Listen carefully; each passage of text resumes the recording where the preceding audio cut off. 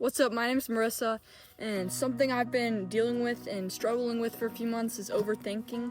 I overthink every situation, every conversation I have.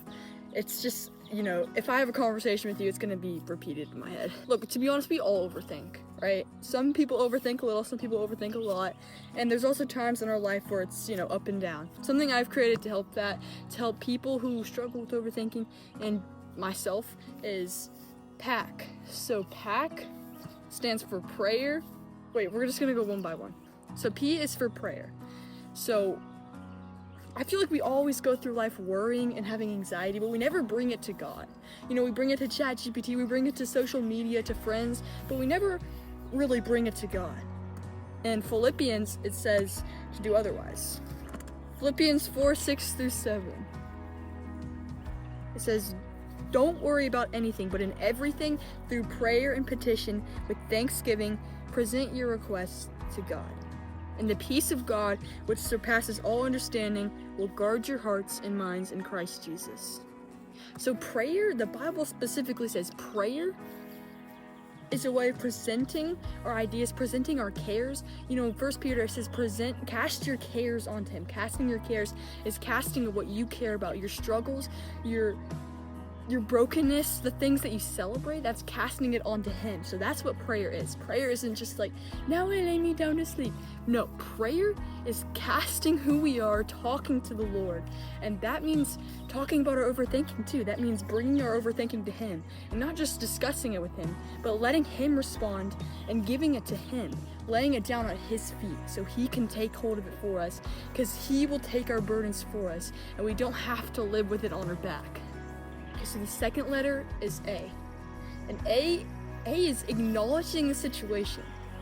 So I feel like half the time when we overthink, it's literally about things that never happen. So sometimes I overthink conversations and I create situations that didn't happen at all. I'm just kind of spiraling, and our minds kind of spiral into this situation and creates a problem that's not even a problem, if that makes sense. So when we acknowledge the real situation, we're taking a look at what actually happened, what we actually know. Next up is C. C stands for communication. I feel like half the time we keep this to ourselves.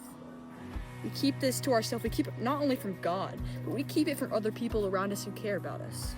Communication doesn't just create comfort, it can create validation, because we can speak to those who we're overthinking about. Maybe we're overthinking about a person. We can bring that to the person and we can ask, hey, I just wanted to check up about this, or hey, I just wanted to ask you about this. Is this really what's happening?